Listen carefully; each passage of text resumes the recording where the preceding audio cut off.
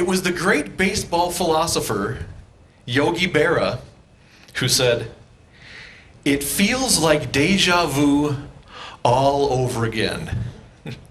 And I must admit, there's a little bit of that feeling in the air today.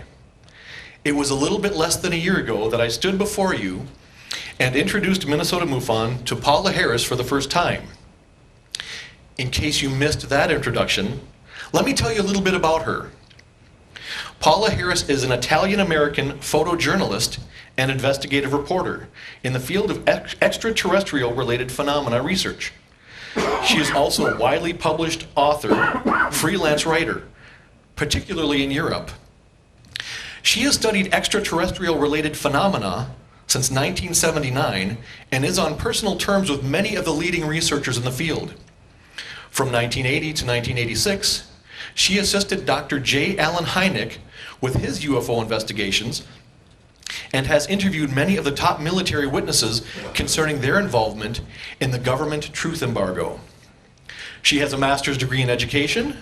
She teaches history and photojournalism and online classes in exopolitics for Dr. Michael Salas's Exopolitics Institute, for which she is International Liaison Director. Now, you may be thinking, I've heard of J. Allen Hynek. I've heard of Dr. Stanton Friedman. I know about Giorgio Tsoukalos, but I've never heard of this Paula Harris. And I understand that. Paula is a journalist. She's a true investigator. She has not spent her time seeking the limelight or working on her celebrity status. She did not spend her career up in her ivory tower. And she did not do her research by scouring books to find facts that someone else has already uncovered. So where has she been? Like any true investigator or journalist, she was out in the field, out in the trenches. Second-hand, third-hand, fourth-hand accounts, just not good enough for her. She spent her career seeking out and talking to the actual eyewitnesses. First-hand accounts from people who were actually there, on scene, when it was happening. She spent her career getting as close as you can possibly get to this phenomenon without actually experiencing it firsthand. That was the only thing good enough for Paula Harris. This year marks the 70-year anniversary of the Roswell incident. It also marks the 20-year anniversary of Philip Corso giving to Paula Harris the information she will be sharing with us today. Yes, she has kept this information under wraps for 20 years. You are the very first to hear her speak on this.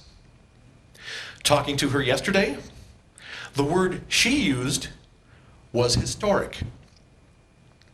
I can't argue with that. When I introduced her to you last year, I told you to buckle up and hold on tight because the ride was about to begin. If you did not heed my warning then, let me repeat it to you. Buckle up and hold on tight because this ride is about to begin again. Please help me welcome Paula Harris. That was amazing. Thank you. That was amazing. Just for you. So. Okay.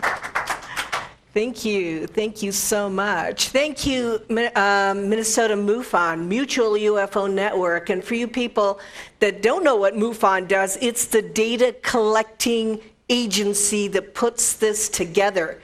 We can't do this work without somebody collecting the data. And so I am very grateful to MUFON and very close to Jan Harzan, who is the director of MUFON, because this needs to keep going. And it's a serious organization. It's an organization, it's the only show in town. And we have to support this organization. So I did my little commercial for MUFON, and I thank all the people involved in bringing me here a second time. It is historic. This is going to be emotional for me because I have worked with so many what people call whistleblowers. Whistleblowers means people who worked in military and intelligence community that decide to come out and tell the truth. In the beginning, when I was working with Hynek, I did not even talk about ETs, aliens, what was inside the craft. I was working with scientists. Hynek, as you know, was an astronomer. He was the consultant on Spielberg's Close Encounters of the Third Kind. And when I tell you the story of my life with Colonel Corso, you'll realize that everything was synchronistic. It was all a coincidence. In other words, somebody has been guiding my research. I end up at the right place at the right time with the right people. This is not science fiction. Everything you will learn today is real. Some people can digest it and go, oh my God, I want to know more, and they will read about it. Some people, like my daughter, that just called me and said, Mom, have a good time. I don't know what you're doing. But you know, they don't want to go to those places. They don't want to talk about UFOs. And may I encourage you, if they don't want to talk about it, don't do violence to them and force it on them, because it's not religion. It is a study. And because I'm a teacher, I'm going to say it's an academic study. It should be in the universities. It should be in high-level places. So I'd like to begin by telling you that what I am telling you today is historic because I've waited 20 years from the first time I met Colonel Philip Corso, and I'll tell you about his background in a minute, to tell about my life with him, because Colonel Corso did not speak very much in the United States. He is the co-author with Bill Burns. He is actually the author of The Day After Roswell. Bill Burns was his co-author. And The Day After Roswell was the best-selling book in the 1997 50th anniversary of Roswell. And I'll talk about how I met him there. What I'd like to do, and this is for legal purposes and for credibility purposes, if it's okay with Bob, what I'd like to do is to put, and I was doing this on purpose, I had a tape recorder, I taped everything he said, what Colonel Corso wanted me to do. So if we could play the mandate, I was with my co-host, with my co-researcher, Adriano Forgione. So he's going to say to Paula and Adriano. So go ahead, Bob, play the clip. I'm 83 years old. So I have to get you younger ones to carry the story. Name, who did you name him? Yeah, Paola and Adriano. And I want you to do it. Like today, Mauricio did a pretty good job. Yeah. A couple times, he continued what I said, and that's what I wanted to do. Pick it up and continue what I say. And I want in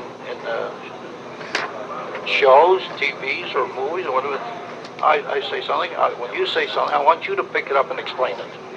Just like you did today on the TV, you explained the part about the extraterrestrials. Yes, I didn't do it. The Rai Uno. For Rai Uno, I did it. Yeah. Yeah. You did it. You did all right. Yeah, because I've heard it so many times that I can do it. Well, that's what you're supposed to do. Yeah. And then little by little, I'll tell you more and more and more, and you put more on. Okay. Yeah. Which thing did you give him? He got the part on the the craft. And you gave me the extraterrestrial. the body. The body. Yeah, but I don't know anything about the body. How can I explain it? You'll learn. What do you mean I'll learn? You'll learn. That's it. I have to memorize those 18 pages? You're translating. You know what that word means, don't you? You learn. I know, but 18 pages? 18 pages of body? You might learn 180 pages before you're through. 180 pages?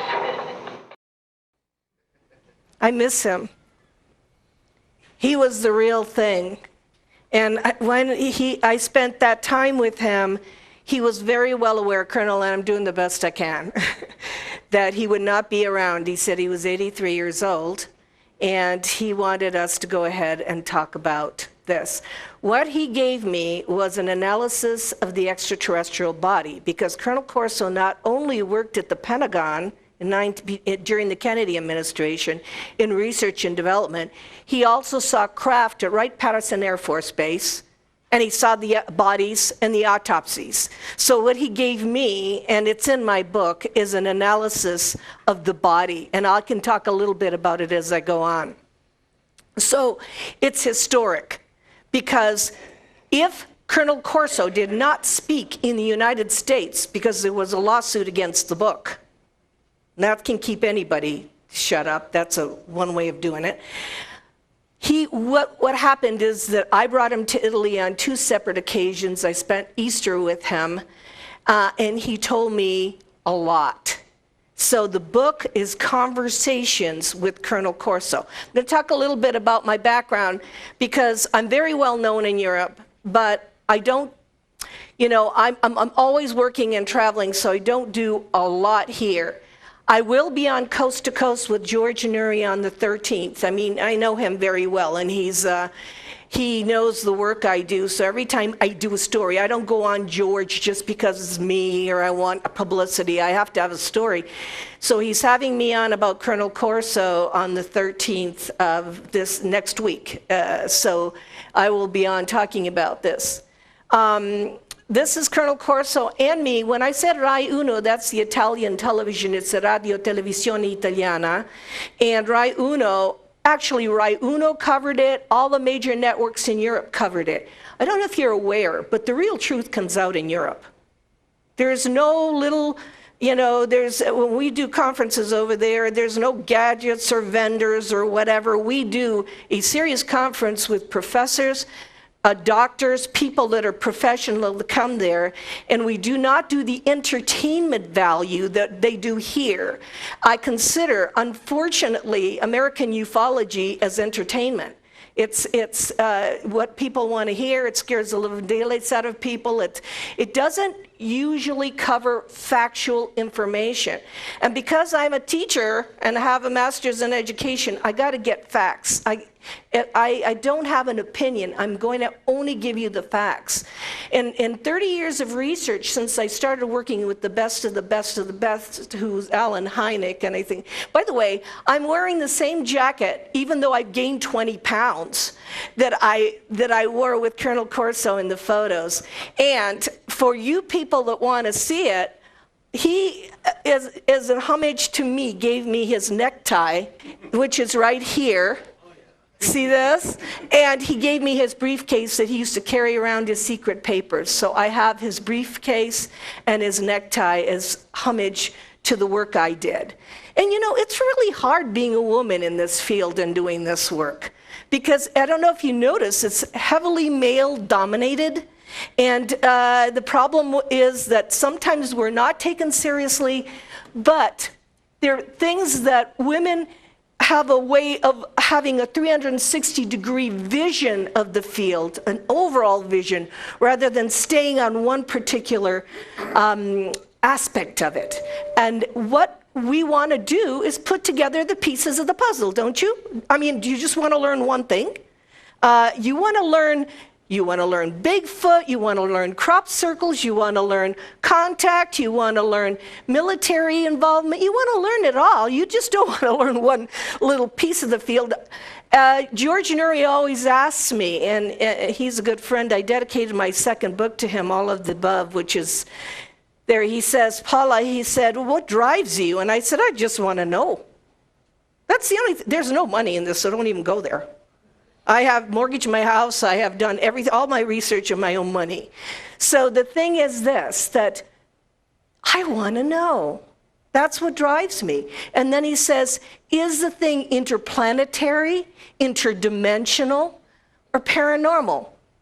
And my answer to George is the title of the book, All of the Above. It's all of it. It's all of it. So when I tell you about Corso today, he was a very unusual man who had some very weird experiences. And I'm going to tell you about that because he told me about them. So I tried to make the ufology, which is entertainment on this end, and sometimes becomes a club where everybody hangs out in the vendor room and buys stuff. I tried to make it an academic subject.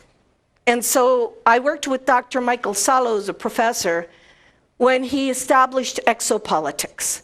Exopolitics for me, is a formal academic study of the extraterrestrial presence and the political as well as the sociological implications for this planet. So in a funny kind of way, I want to say to my kids, it does relate to you, because if this is real, what we're looking at is the political and sociological implications to planet Earth from visitations from other places. And in my work in Rome, and I was in Italy from 1994 to 2007 teaching at the American Overseas School of Rome. My work in Rome also entailed dealing with Monsignor Balducci of the Vatican. So I have that background. We had long conversations, Balducci and I. He was Vatican nuncio in Washington, D.C., and the Vatican believes they're people. They are people. So in 2009, the Vatican says, they are our brothers and sisters. And this is Father Nunez, who is the Vatican nuncio. He says they are people, they are brothers and sisters. So what I have to do is give you pieces of all of it. My background is really extensive. I can talk about any of these things, crash retrieval. I published Clifford Stone's crash retrieval book that you see back there, because a lot of this stuff that sounds like science fiction is real, and the people that did it are still alive. And so my job is to get to them before they die and to do the work, to just, and by the way, I go around with the tape recorder because I can't remember what they told me. And so if you noticed, even in that clip, I made Colonel Corso name the people he was leaving the legacy to, and he said Paula and Adria. I said name them, because I knew later on that I had to keep all the audio tape. The question with all the controversy is around the book. So people that do know about the day after Roswell, that say that the book has been debunked, and skeptics, and I'm not going to name the name of a famous UFO researcher who's gone after Corso because of the day after Roswell, remember that it was written by Bill Burns. The real Corso notes, and you'll see some handwriting, the real Corso notes are called The Dawn of a New Age. They are on Open Minds TV channel, Open Minds TV. Open Minds does the Phoenix Conference, the International UFO Conference. They actually contracted to put Corso's original notes, and I've got it in my book, on their website. What Bill Burns wrote was very interesting. The title is interesting because Corso was never at Roswell. And there is some disinformation in there.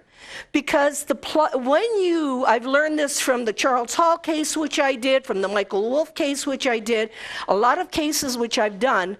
When you write the truth, you've got to put something in there that will cause controversy, and that's called plausible deniability, so that you don't tell the whole truth and people can go after the book or go after your words. Because it's very difficult. It is a way for them to say, in the case of Charles Hall, he said it was science fiction in the beginning. I know it wasn't, because we did the whole story. The thing is this, that you need to find the truth. And what I'll tell you is what he told me, which may not be in the book, but he isn't making it up. One of the tests for people telling the truth is, why did you write the book, Colonel Corso? Why did you write it? And he said, I have 3 grandchildren, 3 boys. In fact, part of the deal bringing Corso to Europe was to bring the boys, because Colonel Corso's roots are Sicilian. He's from Sicily. And he said, I want my grandsons to experience Italy. So part of the deal, my boss, Maurizio, had to bring the grandchildren. He had to bring Philip, Andrew, and Nick, the boys, with their mother to Italy with Colonel Corso. I dedicated my book to the 3 Corso grandchildren. If a man is saying that he is telling the truth because his grandson asked him if he ever met E.T., the man is not lying. Will you please get that? Because I know this is the first time I've ever spoken about Colonel Corso in the United States. The controversy will be interesting. He did not make millions of dollars. He died after 1 year, and he did the best he could to tell the truth about what he was involved in, what he personally was involved in. So, Ken, the Dawn of a New Age, I told you where that is. If you want to see his notes, Open Mind TV. Okay, so my website, I have a lot of stories, and since the days of Alan Hynek, I have gone down to South America to do some research on contact. I will not use the word abduction. Contact. You know, you're laughing. Look, for me, a human abduction is they don't put you back in your bed. They kill you, they slit your wrist, your throat, and they throw you in the dumpster. That's a human abduction. I like the word contact in every way possible because I knew John Mack personally, and I really think that he believed that we should change our worldview to accommodate the fact that ETs are contacting us. But why I went to South America is they're human ETs, and they're coming off the ships and speaking to people. So I have to be there. So I've been to Bogota, Colombia. I've been to Chile, in Atacama Desert in Chile. I've been to Argentina to try to do this work, all on my own dime. But anyway, so I've gone from, so that's on my website. I can't talk about that today because I'm only talking about Corso. So where does all my research go? Because there's no magazine in the States. There's no place. If I do research, where am I going to put it so you can see it? I've got a YouTube channel too, but I'm so grateful to the people that are listening on live stream, because this is the future. This is the way it's got to go. Because if I'm going to talk about this once and it's historic, it's got to go out there. So in America, there's no place to put it. In Italy, I write for a magazine called X Times. So everything I do, I will do for Italy. There's my staff. You see me down there and kneeling down. Well, this is Rome. There's Maurizio. This was my boss, Maurizio, in the old days. Now it's Adriano. He's the one that Colonel Corso gave everything else to. And these are the people that do X Times magazine. Now, I don't know if I put, okay, I have to debut my Italian book on the 11th of June in Rome.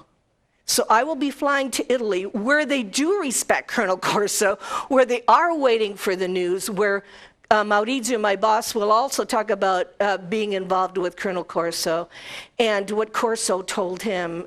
Corso told him so much, especially about, he covered the Foo Fighters during World War II. He covered his involvement in Rome in the intelligence community. He covered so much ground for us in Europe that was very, it was very, very important.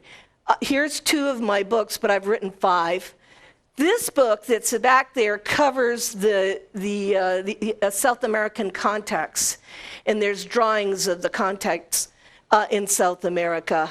Now, since I have this like academic idea of how to do what I want to do for a conference, I used to be on the board of directors of the old Laughlin Conference with Bob Brown, and we were an international group. We had Haktan Octagon from Turkey, where's he right here, and we had AJ Givard from Brazil, and we had people from all over the world, because we believed that ufology was international. And today, we have the same people, and nobody's international. I'm wondering, it costs a lot of money, and not only that, in the case of Sisto Paz Wells for Peru, I got to get an interpreter. So I invented this conference under Starworks USA, my company. I said, okay, what we're going to do is since my mind is, and I know all these people, I knew Sisto Paz because that's where the contactee started in Peru.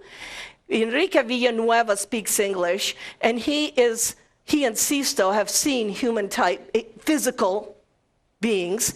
I'm going to have 9 women, and I don't know if you know Regina Meredith from Gaim Television. She's a very close friend of mine. And I hope you have Don Schmidt here. He worked with me with Hynek. He was CUFOS, Center for UFO Studies, in 1980, and he does just Roswell. He's an excellent Roswell researcher. So this is what I did. If you count them, there are 9 men and 9 women, because I'm trying to balance the field. Not only that, I don't want cartoony stuff, so you won't see any little grays in any part of the thing, even though we will talk about that a little bit. And I would like to have it be the evolution of human consciousness. So it's not New Age. It's just that the reason why we want to do this, and Shirley MacLaine put it, she's a very great fan of this kind of thinking, okay? So she said, a greater understanding of each other and opening minds to, in other words, to learning, to open your mind to why this is happening. This is a phenomenon. It's not science fiction. It's real. So I'm trying to make it be something a little different. And this year, George Nuri is going to question Clifford Stone, crash retrieval, on stage. I'm putting the both of them there. I already questioned Clifford Stone over and over again about the 12 crashes that he was involved with, 3 of them in Vietnam, and the live and dead aliens that he saw. And some of the species cannot be put into the box of Nordic, reptilian, and gray, which is the most ignorant thing I've ever heard of in my life. I hope the beings don't come here and put us into 3 boxes on this planet. Because you can't do that. You cannot. Colonel Corso told me that there was 50, I think he said 52 different species of alien or being or extraterrestrials categorized at the Pentagon. And Clifford Stone tells me there's 57. Cliff says there's 57. So what in the world are we shoving them into 3 boxes for? I mean, what would you call the little being at the Virginia case in Brazil, if you know the case in Virginia, Brazil? He was a little red being that got lost, and they captured him. He doesn't belong in any of those boxes. The question is not who is visiting, or if they're bad or good, which to me is religious connotation. It's why are they here? It's the agenda. Why are they here? Because they are here. You know, just put yourself in their place. They're visiting. They go back to their planet and they'll say, are humans bad or good? Yes. Look at what we're doing. We're raping the planet. We're warring. We're going against, I mean, what if they go back and say, well, you know, they're bad. You can't do that. You cannot make it that simple. May I encourage you to rethink your thinking on this? Because that's the first question they ask me. Are they good or bad? And I always say, are you good or bad? It's not about examining people like that. Okay, so there is very young, very thinner Paula Harris with Alan Hynek. This is, I don't know if you recognize him, but he was in Close Encounters. There was a picture of him in Close Encounters earlier. I don't know if you saw this, yeah, the cameo he did. Yeah, and so I learned a lot from him, and what he said, he dedicated this to me, he said, laugh, laugh, study, study. So I got to inject humor in this somehow. This is what Colonel Corso said. To Paula, a new world will dawn for you, and you will be in the forefront, Filippo. He always did his Italian thing because he was Italian. Here I am at the Washington Press Club. You know, I love this picture, and the reason why I love it is because this is Gilles Dabourdet, a good friend from France. He's a French researcher. He does great work. This is Jaime Maussan from Mexico City. This is Antonio Huneas from Chile. This is Alfred Weber, Vancouver. This is Richard Dolan. This is Nick Pope. This is Dr. Michael Sala. And back here is Robert Salas, who was present during the Maelstrom Air Force Base missile shutdown. That isn't science fiction. The UFOs shut down nuclear missiles in 1969, twice at Maelstrom. So when people ask you, is this real, just say, look that up. And he's come forward, and he was there. And he told me, you know, I'm going to talk a little bit about the paranormal. And I talked to Robert Salas over, I've interviewed him, I think he's on my YouTube channel. And I said, well, when it happened, when the UFO, you were down in the bunkers, and everybody was afraid Soldiers kept saying, you know, there's these big orbs up here, and the missiles went down, all 10 of them. I said, did you feel anything? He said, yeah, in my head, I heard a voice say, we will shut you down. I said, Robert, that's amazing, you know, we will shut you down. They're able to stop a nuclear situation? You think I'm not listening? Can they do that again? If we're in danger? In Russia, they activated the codes to send the missiles towards us. And they stopped the activation just as those missiles were coming towards. Do you think that's a lesson? Do you think we learned it? Now, you're hearing me talking and going, this is amazing. I'm a teacher. I'm going to accumulate this information that's real. I'm going to put it together. I have to. It's my responsibility. I have 300 books in my house. I've read all of them. They're my colleagues' research. I don't understand why my colleagues don't read each other's research. You cannot go around and do your own book and think that's UFO research. You have to read everything. You have to meet all the research people, and that's one of the faults of our field, because our field doesn't have any money in it. So it's just about, you know, everybody being important and so forth. But as an educator, what I'd like to have happen is that all the Roswell people get together, all the crop circle people get together, all the contact people get together, we all sit at a table and we try to figure this out. It isn't happening. You can't get a degree in anthropology reading one book. So I am hoping, may I encourage the world to please read, please look at the real stuff, get off internet because that's entertainment, and go to the source. Read Jacques Vallée, read Adamski, read the original sources so you know what's going on. And I want to encourage my colleagues, whom I love, all of them, they work so hard, to please come together and try to figure this out, because it's getting too late here. We've been at this for a long time.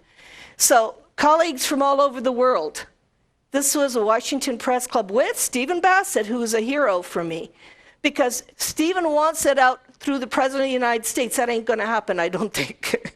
I don't know what president is going to go before the people and say, guess what, we've been lying to you all these years because we have these crash saucers and we are not throwing them in the trash. We are replicating the free energy and we can't give it to you because we live in a world of an oil economy. We live in a world where we're still putting pipelines under Indian land up in Standing Rock, when we have free energy. There are more jobs now in alternative energy than there is in coal. Look where we are here. So, you know, here we're trying in our, so what did I do there? I just said to the media, I said, look, you know, you guys are hiding this, you newspaper people. I'm a journalist. I'm not a, you know, I'm a journalist. I report the story. Why don't you guys report the real story? You know, I mean, it's your job. This is a real UFO. It's in Italy in a place called Vercelli. I did a story up there. He has movies and he has photographs. His name is Maurizio Cavallo. I was there. And he was very interesting because he said, I have a whole bunch of pictures. And he gave me some Polaroids of beings that he had taken aboard ship. That is a whole other story. This is the book. The only way that I could do this book and not have the whole community come after me is just say, these are my conversations with Colonel Corso. This is what he told me. Guess what? Here's the audio tape, which you just heard at the beginning, but there's more audio tape. I used to keep it in my pocket. He's like, when I used to talk to Corso, I had the tape recorder going because I said, I'll never remember this, and I don't want to get anything wrong. So all of my interviews, even in those books, are based on audio tape because I don't want them calling me up and say, I never said that. And I say, well, here's the audio tape you did. Here it is, because I copy it straight off the tape. I have no opinion about what you're saying. You're saying what you're saying, and I'm not, you know, spinning it. Okay, this is what MUFON does. I got to do another commercial for MUFON there, Tom. This MUFON, and that's why it's important that you be part of this. You have to support these organizations. Their job, and I remember when I started working with Hynek, he used to make me put pins in a map. I mean, we were putting pins, so he'd say, Paula, in Indiana, there are like 5 sightings, and I was put 5 pins in a map. So you see what's happening. Now that over the years, I go, if there's 5 pins in Indiana, something's going on in Indiana. Like there was something going on at O'Hare Airport when they had the sighting over the airport at O'Hare. That thing was not on vacation, sitting over gate C32, and I think it was C32. I went to see that gate, and the pilots saw it, and all the people at United were asked to keep quiet. And I think that thing was making a statement. People have seen this. This is the SOM 101. It's the government Majestic 12. A manual, both Ryan Wood and Bob Wood, and I'll talk about them a little bit, because Bob Wood he just retired from MUFON. He worked for Lockheed Martin. He's an amazing researcher. His son, Ryan. They found these documents, which means if the government is putting out extraterrestrial entities and technology recovery and disposal, they exist. This is the manual, and you can get that from Ryan Wood if you want to order that manual, okay? Now, what happened to me is real interesting. I was invited to Canada to speak at a panel with Stanton Friedman, Richard Dolan, Steve Bassett, and the former defense minister. And I couldn't make it. I was in Italy because I had a procedure done at the hospital, so I couldn't make it. On my own, I flew to Canada because Paul Hellyer said that he had read Colonel Corso's book and that his son had called a general in the United States. This is when Corso's already dead, because this was like in 2004. He said that the general said Corso was telling the truth and more, and more. The statement he made at this conference in Toronto, it was 2005, the conference, was UFOs. This is the former defense minister of Canada who is equal to McNamara. He is nobody off the street. I love this guy. He's 92 years old. I just spoke to him last week. He is a hero. Recognize the heroes, please. They are the heroes to come forth. He says, he said to me, he said to the world, and everybody went there, UFOs are as real as airplanes over our heads. Do you want more disclosure than that? That's a former defense minister of Canada saying that. He called to find out if Corso's book was real, and found out that the back engineering is the real problem with the disclosure. So is that on YouTube? Yes. You can see it. I went back in 2010 and did a second interview with him on my own dime. But look who was there. Look who was there. This really upsets me in a way, because they didn't care. They didn't do anything about it. Here's Steve, here's Richard Dolan, and here's Stanton Friedman. Stanton doesn't want to hear about Corso, so he's not going to talk about Paul Hellyer. So the thing is that these guys are all there with him, and I'm in Italy, and I fly back to talk to him. And I wonder, what's wrong with them? They should have been talking to him. I've been to his house. I've talked to him about his career, about what led him to say that. It's very, very interesting, because this is not somebody off the street. It's a former defense minister of Canada during the 60s. So Paul Hellyer, he said, I read Corso's book and I knew it was authentic. I asked myself, this is part of the interview, by the way, would anyone be capable of making that fiction? I only read a few books a year, and the Corso book, by accident, by coincidence, came across my desk at 90 years old. He was getting married at 90 years old, too, so I was really surprised. He said, I told my future wife I was only going to speak once at the University of Toronto. I told her, don't worry about it, I'm going to say, and he's still speaking about it 2 years later. So the thing is that, it's really hard on the families of these people. You know, because I've talked to Sandra, and he said he was going to speak once. Now he's all over the place. You know, he's like at all conferences. He was at MUFON's International Conference in Irvine, California, Paul Hellyer. Anyway, and the answer, I said, no, that couldn't be, because there are too many times, too many names, too many places, too many references that I would know as former defense minister that I recognize as being legitimate. This is the man that verified Corso more than anybody. All of a sudden, I became deeply interested and deeply concerned. Remember, I told you political and sociological implications? And I said, you know, I heard that you call this 4-star general. He said, I'm not at liberty to say who it was and how many stars he had, but after reading the book, he said, I have been, he said, every word is true, and I want to get, the general wanted to get his hands on Corso's book. Okay, protocols. Okay, so in 1945, we did something pretty bad. We exploded the atomic bomb at the Trinity site in New Mexico. It caught the attention of the world and of the other worlds. And that is what the problem was with the crash saucers, because that area of New Mexico, Roswell is where the 509th Bomb Squadron was housed, where we dropped those 2 bombs on Nagasaki and Hiroshima. They didn't, you know, the things that happened didn't happen because these beings are on vacation. It was a change in our timeline, a change in our history. We had discovered, I don't know who said it, the kids have discovered the matches. We had the ability to kill ourselves, kill the planet, and also whatever happened went into their dimension, because this is a dimensional problem. So they said, well, you know, they're messing around with nuclear. Oppenheimer and Einstein were very concerned.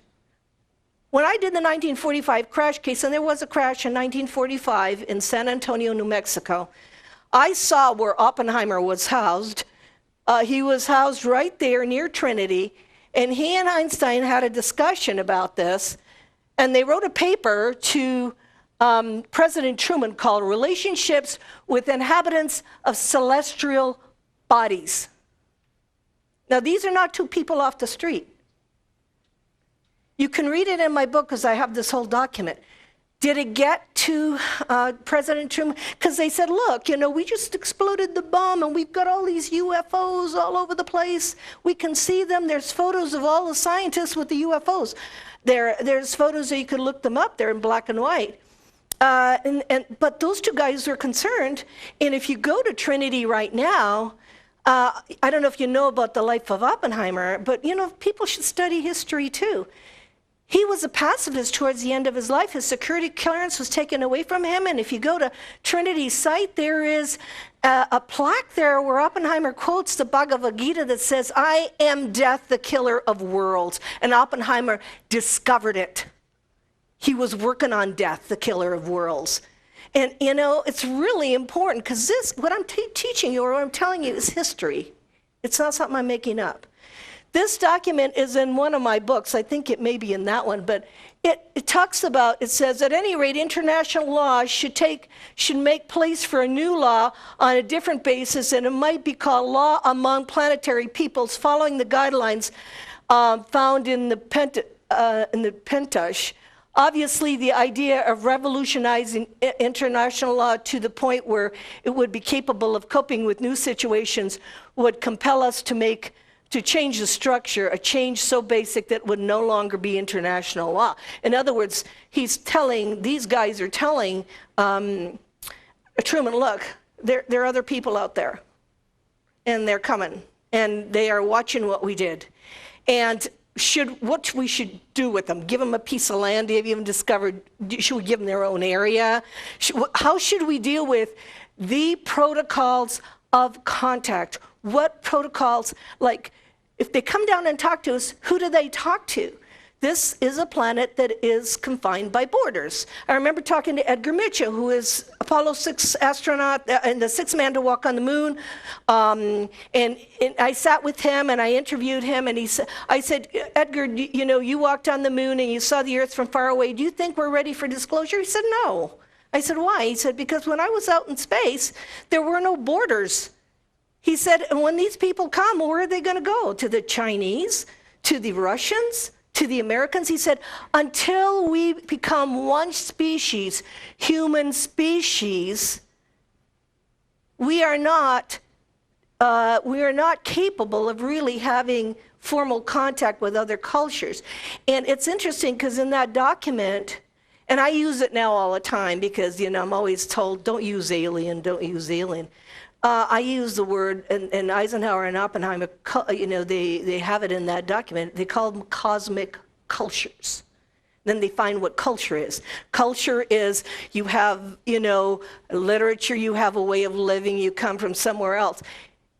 And John Mack, before he died, said to me, Paula, unless humanity changes its worldview, what it believes, that means not putting everything in a box, we cannot really accept this, but we have to change our minds, the way we look at things, keep it open. I have no problem with that because I don't need to have an answer. I just do the work. I don't have to have the bottom line. I don't know what it is. I just do the work, which is interesting. So let me tell you about Colonel Corso really fast because we got to take, in 10 minutes, I'm going to play another clip for you that'll be 15 minutes long, and then we will take a break, and then I'll come back and tell you about the rest. But I was in Italy in 1997. I was having a very hard time. I was working for the magazine, but I had just broken up with a relationship I had that had gone on for 4 years, and Maurizio says to me, you got to go to Roswell. It's a big party. It's 50th anniversary, and you have to meet this Colonel Philip Corso because his book is so big, and we need to have him here in Italy, and you got to go. And I said, I don't want to go. I just don't feel like doing it, and I don't want to fly across the ocean and drive to Roswell from Colorado. It's 3 hours. And so forth. At that time, Richard Sigismund, and I don't know, I'm going to show you his picture, who works with Hynek, wrote to my office and said, we will take Paula to Roswell. We will wait for her at the airport. So I had no choice because Sigismund's going to be there. We're going to drive three hours to Roswell, and I have to do the story. I mean, it's all set up. I couldn't get out of it. And when we got to Roswell, they had booked since February, because it was 50th anniversary. Who was there? John Mack, Linda Howe, Bud Hopkins, Willie Strieber. All of the biggies were there. But the big star was this book. And so they had booked. It was a big party, the 50th anniversary. It was on Time magazine cover. Did anybody have that cover? It's famous. It's got a human female head with 2 big eyes. If you have that cover, it was on Time magazine. It was an event. It was an event. So I said to Richard in the car, I've got no place to sleep. And he said, well, he said, we're staying in Artesia. It's 40 miles away. I said, I can't cover a story 40 miles away. How will I get to all the places? So I stopped at the press club. I said, I'm a journalist. I'm from Italy. I need a place to sleep because I got to cover the story. And they said, good luck. We'll give you the phone book. They threw it at me. I opened up the yellow pages. I just picked any hotel. It was a Sally Port Inn. And I had the room next to Philip Corso. You think that isn't a coincidence? I didn't even know what he looked like. I never read the book. I never saw the copy of the book. I never saw anything. So I got this room for 3 days. I thought I was really lucky because that was where everybody was staying. I mean, Willie Strieber was staying there, Linda Howe was staying there, everybody was staying there. So in any case, what happened was I went to the UFO museum. I'm doing a live streaming, by the way, from the museum. And Corso was there, and he was talking. And he was on the stage in a panel like this at the museum.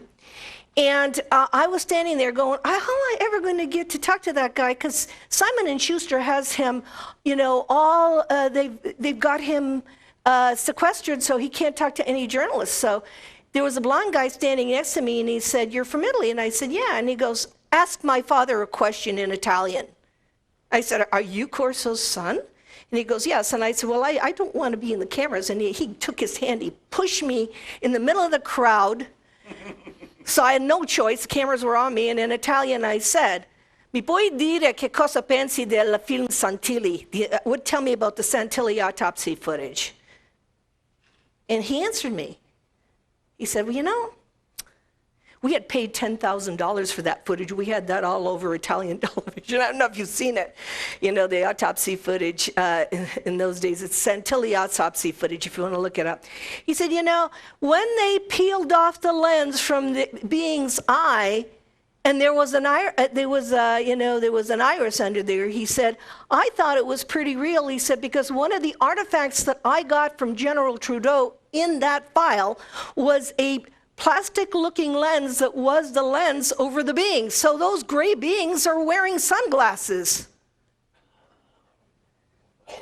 That is a light collector. And he said it in front of everybody. He said, you know, he said, I had that thing, and we used to walk up and down the halls of the Pentagon and see the furniture at night because we could see through this lens. And he said, we use that, now this is 1963, to back engineer night screening devices for our soldiers in Vietnam. So he said, that film to me seems real. So the argument is, and I'm going to put this out here before everybody says anything, and this is a UFO community for you because they don't look at everything. You know, some of that fiber optics, night screening devices, high tenacity fibers, and microchips were already in the mainstream. Of course they were, because when we had a crash in 1945, but I'm going to say 1947, I did the 1945 crash. When we have all that stuff, we are not going to throw it in the trash. And in 1947, the Army and the Air Force were one. They broke off separately from Army and Air Force, so you don't think the Air Force got a few of those things? The only difference is they didn't have a Philip Corso to talk about it. So 1947, it's really 1945 because the crash saucer, it took 8 days to clean that up, and they brought it somewhere, and I'm sure they didn't throw it away. So you've got this progression of all these years of this stuff, and you're going to try to figure out how it works. So if you are Air Force, you're going to be in competition for contracts with the Army and the Navy. And by the way, the Navy is in charge of UFOs. They told me that down at NASA. You know, I have a person that was a whistleblower down there, and he told me that the admiral that got all the pilots were Navy pilots. So but I went to NASA to find that out. The thing is this, that you got the Air Force breaking off from the Army in 1947, they're going to have some of that stuff. Because what Corso got was the Roswell artifacts. He got the fiber optics. He said he just held them and they all lit up. I told you about the lens. Then he said he had this pen-like instrument, and he's repeated this over and over again. You might even get a tape of that, but he said the pen-like instrument, he thought the batteries were dead until he went to Fort Belvoir, Maryland, the Army place where he put long, low waves, and a laser came out. So this doctor in Durango, Colorado, contacts Corso and says, will you tell me about that instrument? And Corso has an audio tape actually the doctor gave me the audio tape of him talking to Corso about it, and I'll tell you a little bit about one of the instruments. This instrument, he had the laser instrument, but he had to put long, low waves on it, and God knows what that thing did. He had a second instrument, he said, that was like a scalpel that would actually cut and suture. And he told the doctor, he said, the second instrument, he said, that would cut and suture, he said, I had that. He said, and I heard that American doctors went to Russia and actually bought it because the Russians had it. And they brought it back to the United States, and then the Russian doctors sued them because this belonged to Russia from maybe a crash. We weren't the only ones with crashes. If you want to buy a book that you want to have in your library, it's called Majestic Eyes Only by Ryan Wood. 93 crashes all over the world. And he's very good. It's Bob Wood's son. Bob Wood he's the best of the best. But anyway, the thing is this. So the Russians had this thing, and the doctor in Durango said, oh my God, if I had like something that could cut and then, suture, bloodless, it was bloodless, then I could use it. And Corso said, I don't know what to tell you. He said, I had it as part of the materials that I got from Trudeau, but it's already in the mainstream. In other words, it's already, the Russians have it. So, you know, I got that in my book because I have the tape, the audio tape of the doctor. Corso wanted, he said, look, we had, whatever we had, he said in the file, my job was to go to big companies, and he names them. They're in the back of the book. He named them. I did, not me. And Bell Labs was one of them. And he said, and I would give them either the artifact or the description of it, tell them to back engineer it. And he said, I would bring my German scientists, and he mentions the name of the people he brought. He worked with Saarbacher and Oberth. Hermann Oberth. And if you look up Hermann Oberth, he's very much into UFOs. He was one of the paperclip people. And Colonel Corso was involved with the paperclip scientists, the German scientists that they're using now in the secret space program to talk about that stuff. But he actually worked with these guys. And he said, I'd bring my German scientists, because this is all on audio tape. And he said, and I have it, you know, as an interview there, and he said, if they like what they saw, I would give them an envelope of cash so they couldn't follow the paper trail. And he said, if they didn't like what they saw, and then he talks about the state of the art and they wanted more money and so forth, that was his job. So when he went to these companies, there's the day after Roswell, I wrote the preface for that. We translated it. Maurizio translated it at our office. And by the way, we're re-releasing it on the 13th when I go in Italy. And there is Maurizio, my boss, right there. And there's Colonel Corso and me in Italy. This is me with Colonel Corso at Easter. Now, so I've told you what he was in charge of. Now, Colonel Corso started his career, and I have all of his documents, at the age of 26 as the head of the counterintelligence corps in Rome. So he was a very young man in charge of it. He showed me his office. When I was in Rome, I dragged him all over the city and made him show me everything because I want to make sure he was telling the truth. He even said, this is a side story. He said, we were on the corner of Via Veneto and Via Sicilia, and he said, this used to be, he said, a nightclub where a black singer used to sing and had a beautiful white piano. We used to go hear her. And I said, oh, really? And I walked in and I said to the guy, did this used to be a nightclub back in 1945? Was there a way? Because it's a restaurant now. It's a bar. It's a restaurant. And he said, go down 3 floors. So we walked down 3 floors, and there's the white piano. Because that's the kind of work I do. I want to make sure these, and then there's pictures of all these soldiers on the wall who used to go there, you know, and so forth. So his career started in Italy as counterintelligence. What happened was that he basically wrote 3 books. Colonel Corso was on the Warren Commission. He wrote The Day After Dallas. I don't think it'll ever see the light of day. He wrote a book called The Day After Rome, which is a story of the intelligence community and the inception of CIA, which he was not nuts about. I don't think that's going to come out. And The Day After Roswell, which came out at the 50th anniversary. So when we come back from, I'm going to let you see him talk now so that you can hear him. This man is not lying. And then I will tell you what happened to Colonel Corso when he had contact with the being. Okay? When you come back. So we can play the clip now. I knew Trudeau when he was Chief of Army Intelligence. And he came to Germany when I commanded the battalion, and he sent for me. And USAR headquarters told me, General Trudeau's coming and wants to see you.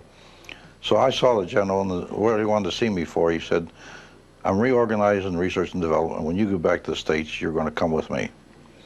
Well, when I went back to the States, about 3 or 4 months after I was back, I get an order from the Pentagon to report to the Chief of Research and Development. I walked into General Trudeau's office, saluted him, he looked at me, he said, you aboard, Phil? I told him, yes. Then he gave me an order, and he never gave it to me after. He said, Phil, watch things for me, the rest don't understand. And we had 3,000 officers in R&D. Of course, I'd been with him before, see. And that was the order he gave me, watch things because the rest don't understand for me. And this was the operation, actually, the Roswell operation, the artifacts, ended up in that area. But sometimes I often wondered because I didn't even understand them, what we had. But gradually it developed. We knew they were important, and we knew there was something there, and we had the talent, the organization, and the money to push these things forward, which we did. And we gave them out to industry. And most of the time, there were no strings attached. The only strings we attached was return them to us for a competitive edge of the Army and give them to the people. This was the only requirement that was written in the contracts. The stuff had to come back to us first. And then they were free to give it out if they wanted to use it. It was theirs. Of course, Bell Telephone went ahead and got patents and used it for commercial purposes and took royalties. Now other companies are challenging those. Of course, that's their affair. We won't enter into it. And the scientists that you contact personally were the ones that the Americans brought from Germany? No, not totally. I had two of the German scientists of Operation Paperclip. Two of them were actually on my team. The general gave me the team to investigate a line of atoms in metals, which we didn't succeed because it was quite a big operation. And these scientists were on my team. But there was many American scientists. The general's orders were go out and find people that are working in the direction of what we think these things are. And that's in the book. That's what my instructions were. So I found out at our own laboratories and universities. I made a search. Of course, I had help. I didn't do this myself only. And industry. We went around and visited 25 of the top Fortune 400 industries. And we fed R&D contracts into them. If a man was working, someone was working on, say, something like a transistor or something like an integrated circuit, electronics, we used our own laboratory on electronics at Fort Monmouth, and we also fed these things to industry that were working along that line. We just didn't take the artifacts and give them to any industry. There had to be some relationship between this thing and what we thought it was and industry was working on. That's where we put the material into. Like Monsanto, they worked on the fibers. And they had to be in the business before we would finance it and put the project in. Then in the second or third stages, we actually would give them one of the artifacts to analyze, but not in the first stages. And the hold we held on them, it was our money. It was research and development money. Now, that's what American Computer's going to come back in. You were financed by money that came from the American people, and you took royalties. Let them fight it out, though. That's what they're fighting it out now. And if they want to fight, let them fight. We accomplished our mission. The integrated circuit turned into a supercomputer in 30 years. And we were a little bit worried about that, like I told the general. What are we unleashing on the world, General? We don't know what this thing will end up. What if it integrates with the brain? Are we going to create a race of monsters? And the general thought, and he said, here's his exact words. He said, well, Phil, let's hope that the people come after us recognize this danger. And possibly, he said, it won't be in our lifetime. Well, it wasn't in his lifetime. He died 3 years ago. And so that's some of the instructions that I operated under from General Trudeau and how we did it. And the artifacts that were given to you, can you make just a rapid, quick list of them? Well, it's in the back of the book, a quick list. It was transistors, fiber optics, integrated circuits, laser, and super tenacity fibers. Those were the important ones. There were other things I did too, like in the Gulf War you read about spent uranium warheads. I got that originally from the Swiss, because I headed foreign technology. My foreign technology division, the cover was foreign technology of this world, but on the side, never written, was foreign technology of other worlds too. That we didn't make public, because we'd have been tabbed as kooks immediately. They'd have destroyed our organization and our budget, and we knew that. After all, we had had experience. I was on the White House for 4 years. I knew how the government operated. General Trudeau knew how the government operated. And the other people I worked with, we were familiar with the government. We were familiar with CIA's operations, State Department operations. We knew this. We knew the way they operated and who the people were. In fact, I discussed this very thoroughly with Robert Kennedy, at the time Attorney General, the President's brother. He and I discussed this exact problem. He knew about the flying saucers. I talked to him about it. I used to meet him when he was Attorney General right in his office. Was also President Kennedy informed about it? Well, I don't know for sure, but what went to Bobby went to the president also. In fact, before I testified in my, when I testified in 1962 on my 4 years at the White House, before I consented to testify, I told him if I get a subpoena, I told him you still can't make me talk if I don't want to. The deal was that and Senator Eastland, chairman of the Judiciary Committee, promised me, I told him I will testify under one condition, not that you put in the files and let it gather dust. Since I take all the risks, I will testify under one condition, that you put this testimony in the hands of the Kennedy brothers. Senator Eastland assured me he'd do it personally, and he did. And that's why the Attorney General called me. He wanted to discuss my testimony first. Okay, and let's go back to the subject of the artifacts. One particular artifact was a sort of night viewer or something like that. Yes, it was, I had two objects. One looked like a flashlight, a small flashlight. And of course, like a human being that doesn't know too much, stupid human, I figured the battery was dead and it wouldn't come on. There was no battery in it. But that's the way that's all we knew. So one day I had this thing out and I could never get it to come on or operate. I didn't know what it was. And the shell was so tough, it was like the atomic island, that you couldn't get in. We didn't want to cut through them, and if it was important to ruin it, was the inside. So I decided to take it down to our atomic lab at Fort Belvoir. We had our atomic laboratory that's made the atomic engine, and the portable atomics that went to McMurdo were made at Fort Belvoir. And I went down there, since I knew most of them personally. It was our laboratory after all.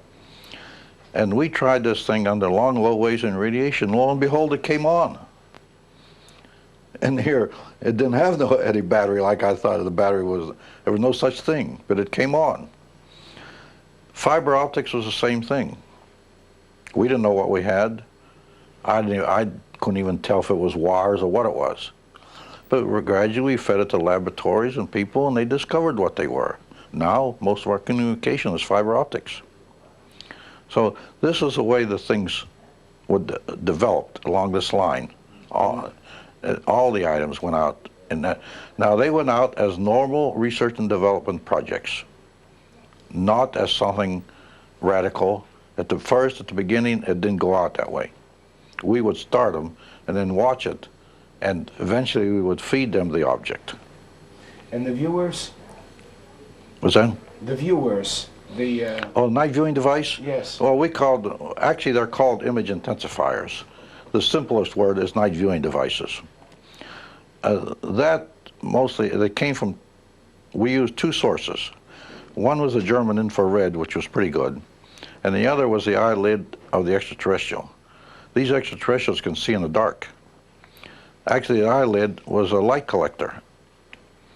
And behind we made an item that collected rays and reinforced them. And that was the beginning of the night viewing device, or integrated imaging devices, we called them. A general entrusted me that I went down to investigate the lab to see how they were coming along, and I took a German scientist with me. And we looked at the lab, and at first the commander said he had misgivings when he heard I was coming. I told him, well, I have that bad a reputation of being a hatchet man. And he sort of smiled, because they knew that when I came, I had authority even to cancel contracts. But they didn't know that I was carrying in my pocket an envelope, their budget. And when at the exit interview, I told the commander, well, you had misgivings I was down here, but we looked over your work, and you're doing a good job.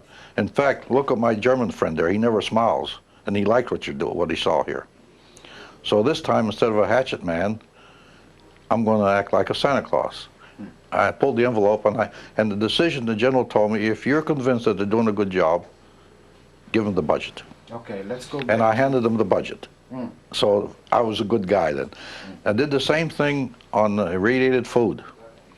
The general and I took off one day in a helicopter, went to Richmond, Virginia. The laboratory, quartermaster laboratory down there, was experimenting on radiated food. I ate a steak, and in general, they prepared a dinner for us.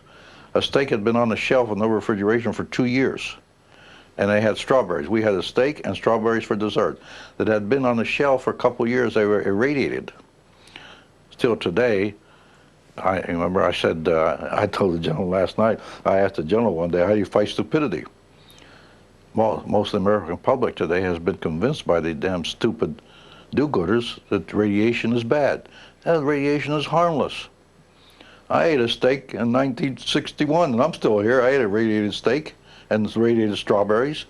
It preserves them. We could solve the starvation of the world with this. Yet our do-gooders, since there's atomic mentioned in it, radiation, they scream high heaven. I told you the one that we made at McMurdo Air Force, we had a portable atomic installation that made 10,000 gallons of potable water a day. In 6 years we had it there, it made over 10 million gallons of fresh water from seawater. Yet that thing came back to the States and was destroyed. It was a portable atomic using Pu-238. Can we go to the Italian scientists that you met here in Rome and their research and approach? Yes, in fact, just a few days ago, I gave you the internet thing. Some scientists picked up page 192 and 193 of my book. When I was in charge of the security here in Rome, from 1943 to 47, was very fortunate at the time. I was 26 years old, but I was very fortunate. I met people like Professor Castellani. Professor Castellani was in the 60s, world famous. He isolated sleeping sickness, and he made the famous Castellani ointments. Professor Casimiro Frank, he was the first man to photograph brainwaves. He photographed the brainwaves of a rabbit. He told me one day that when there's paralysis in the muscle, it's not that the muscle is not receiving brainwaves. Many cases it's receiving the wrong brainwave, and he had to correct it to put the right one in to cure paralysis. And he was effective. He was doing a good job. Then I met the professor of the University of Rome, Giuslero Flesch. He told me one night, I'm going to teach you the secret of life. And he taught me how the human cell vibrates, an electrical instrument. Now scientists proved that it is. So these type of events I learned in Rome. One scientist read my book. He picked out page 192 and 193 and 194, where I talk about this. Now, I used this material when I had to get into electromagnetism, because what we did in research and development, there was one strain that worked all the way through in everything we did. Electromagnetism showed up in almost every case. So electromagnetism was important. And then Wilbur Smith came from Canada and verified that for me. And then if you read Tesla's works, it verifies that. Electromagnetism, and Wilbur Smith of Canada called it the boundary areas of electromagnetism we have to study. So that was the Italian scientists. Now, this was very effective because as I was working on these artifacts, I remembered what these people had told me. The composition of the human body is what they were working on in Italy in 1942. Just think of that. Curing advanced cases of cancer in those days with a resonator. They claimed that the body would get out of resonance, and they had to put it back in. And they were working along that line, yet it never spread, because the rest of the world and the American Medical Association and so forth said, oh, they're crazy, they don't know anything. These were brilliant men. The Castellani ointments, Castellani himself told me one day. Well, show you what kind of man he was. One of my counterintelligence agents was in the hospital one day, and the boy had swelled and he was itching all over his body, swelled up. So I went down there. He said, they're shooting me with penicillin, streptomycin, and I get worse. I'm miserable, all swollen, itching. So I told my driver, go get Professor Castellani, because he made the Castellani ointments for the skin, and bring him here. In the American hospital, of course, I needed an escort to get him. So he went in. About an hour later, my phone rings. I went back to my office, and it was Professor Castellani. He said, Senor, of course, I'll have your boy back to work tomorrow. I put some ointment on his hair. He said he's allergic to his own dandruff. Now this was the type of man that Castellani, he was world famous at the time. And Castellani told me that his ointment was based on, not that they put an ointment on the skin. He said when he put it on, it really affected, not to cure the bacteria, but to affect the atomic structure of the skin. So he said when he puts it on and it affects the atomic structure, he said the brain does the rest. That's his theory behind his ointments. And his ointments were world famous. I remember being a boy back in the United States buying Castellani ointments. Now you tell me that Paul and them have searched and they can't find any reference. There must be reference, because I had some books that he'd written. Where are they now? I don't. The book on Casimiro Frank, the photographed brainwaves, that book was gotten for me from a publishing house in Milano. I brought it home, and it was in Italian, and I gave it to some doctors, because I asked the people here, how come you're telling me this? They said, well, we like what you're doing in Rome, and we know what you're like, and you'll maybe remember this and tell people about it someday. Well, this happened. I got it in the book now, and the internet now is picking it up. Okay. They actually mentioned page 192 and 193, and I gave you the internet thing. Okay. And let's say that the alien technology and the status of research already in the early 40s in Italy and some other countries, well, they show that maybe the future for humankind, from a technical point of view, will offer us some chances. What do you think that the status quo actually is, and when we are going technically wise? Well, if you think now, when I talk about the body as an electrical instrument, and the cells are electronic, and even this laser cutter on the modulation doesn't cut through cells that the extraterrestrials made. Now, in everybody's opinion, they think, well, he's talking about present day. I'm not. I'm talking about 1941 and 42, when these people were doing this here in Rome, when I was fortunate enough to be the Allied G2. And these people showed me this. The future, I think that eventually it's going to come up. We're going to study this clone and possibly duplicate this clone. And what's it all based on? The human body is an electrical instrument. It's composed of electrical cells. Even AIDS, where I think that if they fight us, they're not going to fight us on our level with cannons and guns. If they're super intellect, they're going to fight us different. AIDS appeared in 1985. Where did it come from? Science now has discovered it's a living entity within the body. Now, I don't know if you've ever read that. The science says it's a living entity. Where did it come from? I never heard of it before 1985. Maybe I should have. I was in intelligence. But once it appeared on the world. Maybe Linda Howe is right. It says alien harvest. Maybe that's what they're up to. And that's speculation yet, but that's what you tie together. And let's say that from a propulsion point of view, we have here Carlos Diaz with us, and I wonder if we can talk about the difference between metallic objects and objects which apparently are directly connected to the bodies of these creatures. In other words, first of all, what do you think about the pictures that we saw before, and that what type of time machine was the one that you saw in a certain moment? I don't know that. I discussed that with the Germans and with Hermann Obert. No, I don't know enough about that really to discuss the mechanism of a time machine. The British are closer to that. They were working on time machines in the past.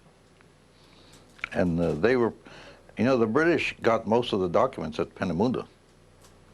They were there before us. They knew what was there. The British actually worked on a time machine. How far they advanced, how far it operated, I don't know. So I'm really not competent to talk about the structure of a time machine. Maybe I can talk about the peripheral area, but not inside. Because many people have asked me if I ever saw a flying saucer. I told them, well, that's not important. My whole operation is, if I see a flying saucer, immediately I think, I like to know what's inside that thing. Not that it's flying in the air, but what makes it fly. That's what I worked on. He asked me, are there things yet that we had which haven't been developed. Yes, certain things. Laser hasn't reached where it should be. Fiber optics and the integrated circuit, great developments. The integrated circuit, for example, has developed into a supercomputer. Marvelous thing. Look at your internet now, the way it operates. It's a marvel. Billions. The bytes go up in the billions. Fiber optics. Most of our communication today, even overseas, is fiber optics. Great developments. Others, like laser, haven't been developed to the extent. Even the composites that my son makes his airplanes from still haven't reached the development that I think they'll reach. So some of the items, and other items I saw, for example, the one that really hasn't advanced is alignment of atoms and metals. That hasn't really almost started yet. We failed 30 years ago, and it's still not in, it's still in the pre-development almost stage, I call it, whatever that means. But that hasn't advanced yet, and that's a great advancement. That alone could change the world. An automobile could last forever. All our weapons would be obsolete. You can't penetrate that thing. We tried to make it mainly so we could use our atomic engines. No radiation. They were on the space probes. The little atomic engine was on the moonshot. So we used P-238. We had those engines, but we hadn't what we called, the science call, we hadn't not hardened the circuitry. I discussed this, as I told you last night, I discussed this with Dr. Teller. And he agreed, he told me that Star Wars, still SDI they call Star Wars, still hasn't reached a stage where we could harden the circuitry. Outside influence, radiation could affect it. Do you believe that the Americans are eventually shooting down some objects coming from the outer space? Well, now the premise that we operated on was this. We didn't know for sure, like I told you in the incident that I had, where the thing said, I asked his friend their phone, and it said neither. We operated on the premise of this. We don't know if they're enemies, we don't know if they're friends. Just in case, we'll be ready. So we developed Star Wars weapons and laser weapons on that premise, just in case. After all, if you're an army and you don't do that, you're going to be left behind. So that was our motto, just in case. And also the general used to say, if it can be done, I think we can do it. But I failed in the alignment of atoms. General gave me a special assignment. Fund it if you think they're even starting. My time they hadn't even started. IBM now is getting into it, aligning atoms. You mentioned Edward Teller. Some are thinking that Teller was the head of all types of research conducted in the secret installments called Area 51. No, that's not so. That's speculation. People, I knew about Area 51. It was a no-fly over area because of atomic installations. In my day, I was cleared for that. There were developments there, yes, a B-2 and things like that were developed there, but in the development stage, and certain items on the B-2 are still classified. Yes, when you develop classified weapons, you protect it. You do protect it, and you don't allow the public or general public to nose around, because even in Roswell, Stalin gave instructions to his top men: find out what happened there, and steal it. They stole our atomic engine, that little engine. They put in their satellites, and now they're leaking. Yes, but in the same time, reverse engineering stuff taken from alien objects must be conducted somewhere secretly, like Area 51. Well, I don't know of any. I've been gone, of course, you got to realize I've been gone 35 years too. So I'm not up on it, and for 30 years I didn't go looking for it. I have a lot of friends who tell me things, yet we don't, when we talk, I talk among some of my friends, we don't go by whether I'm cleared or not, or they're cleared or not. We discuss the things. Because I think we have the reputation among many of us is, we're not going to talk or spread this out if it's important. We grew up in those stages. We have 1 minute regarding who was the real president behind everything? I mean, Truman and Eisenhower, basically? Truman knew about it. In fact, I joined the White House staff in the last 2 months of Truman's administration, when I went into the White House staff. And then Eisenhower was elected already. But Truman was still president when I went in. He knew about it. He knew about flying saucers. So did Eisenhower. So did Kennedy. But you don't put this out in public.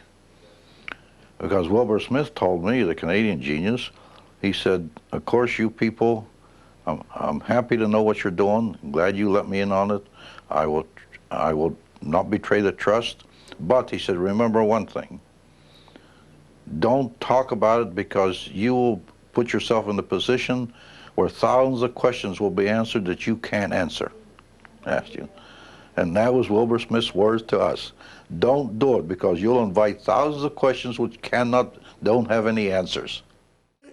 This is not a man who's lying. He's a man who's remembering what he was involved in. And I don't know if you understood the first part of the video, but Mauricio asked him about the mysterious deaths of researchers, and he got it wrong. What he was saying, he thought the mysterious deaths of people that had encounters with UFOs. So he was talking about he never heard anybody killed by a UFO. And all we know, if you know Travis and you've spoken to Travis Walton, when he had his encounter with the UFO where it came down with a ray that killed him, because everybody thought he was dead, when he woke up, he said he had a crystal structure on his chest. He thinks they brought him back to life. And they left him on the road, but they shouldn't have left him on the road. And he was not naked when he was left on the road. He had clothes on. So the thing is that, again, we don't know what the agenda is, but you can tell from talking to, first of all, Colonel Corso couldn't answer that question because he didn't know if there were mysterious deaths of researchers. And second of all, his mentality is military. But, but we're talking military-industrial complex here. This stuff went into the industrial. The industrial made money out of this. And I'm going to tell you the story now of my meeting with him, which was synchronistic. I met with him in that I saw him on the stage, and then I saw him coming out of his room, which was right next to mine. And I was shocked because I could get an interview, nobody else could. So I said, Colonel, tomorrow, can you come into my room? And I got a tape recorder, and I can mail this to my office in Rome right away. Would give me could you come in and do this? I get this exclusive. And he came to the door at 7. He had 2 books in his hand. One was dedicated to Ezio Rapinelli, with whom he had worked during World War II, and he told me to get it to him. He was in Italy. And so he sat down. By the way, you're going to see Ezio Rapinelli because I spent Easter at his house. I sat down with him, and he told me this story, and this is what I have to tell you. He didn't talk about... See, now I don't see this. This is the map of the White Sands area. Here's Socorro, where I investigated the 1945 crash. They say there's a crash at Corona and so forth. But Colonel Corso was the head of a missile battalion at the end of the Trinity site down here during 1957, and it's in his records that I've given to Tom. And he told me that he was asked to shut his radars down during certain times of the day. And one time he was flying over the area that he was the head of, that area where he was assigned, and he saw a flying craft down there. He does talk about it later on. He didn't talk about it in that interview, but he told me when I first met him about this. He said he saw the craft. He went back to his base. He took a Jeep. He went out there to the site, and basically he saw the craft appear and disappear, so he didn't know if it was solid, so he threw cactus underneath it, and it squashed the cactus. So what is that telling us? And then he said, from the left-hand side came a being that looked like this, more or less looked like this, and said, I can't leave unless you shut your radars down. And Colonel Corso picked up his gun and pointed it at the being, because Colonel Corso also had a stiletto in his, he was Italian, you know, he had a stiletto in his boot, and he had a Beretta, and he pointed at the being and he said, friend or foe? And the being, and he said to me in the hotel room, what do you think the being said? And I said, he said neither. And he said neither. So he said, the being said, would you like to come aboard? And he talked about it a little bit in that interview. And he said, I know what you people can do. He said, I know what you're capable of. I don't know if I want to come aboard. What do you have to offer? And the being telepathically said to him, a new world if you can take it. Now, this is what Whitley Striever has used, a new world if you can take it. This comes from Colonel Philip Corso. He wrote it on a napkin for me. Everybody in the field is using this. And I knew he had had contact with the being. Now, Corso says, if you read my book, he said he called up this particular officer and he said, shut the radars down, I'm going to let him go. And he let the being go. Remember, we're the ones with the gun. The being was just standing there like, saying, would you let me go? And he let the being go, and he said that the being shut off, and then he said that the officer that he had called, who had shut the radars down, said, come and see the radar. I've never seen anything go this fast ever. And he said the number of miles the being, how fast the craft went. And when he told me this in 1997, that's not the story I wanted. I couldn't do this. I said to myself, I'm not printing this. I didn't think he's crazy. I just want the back engineering stuff. This is a journalist, me, censoring a story, because I didn't want his credibility to go down the tubes. So I didn't ever print it until after he was dead. Then I printed it, and we printed it. You can see we printed it in the magazine. This is the cover of Dawn of a New Age. It's going to come out in Rome. The colonel told me that this being had a silver band around its head. It had a stone in the middle, and it was an interface. And he also added, informally once, that in the Pentagon, they had several of these silver bands. So he said to me that the being and the craft were one. And the problem we've had with crash saucers is we don't have the being to fly it. So it just sits there. Because the being and the craft are one means that it is made to fly in space. It puts its hands on two panels, and that panel and the interface it's wearing with thought, does the, this particular species has created this, okay? It's not all species.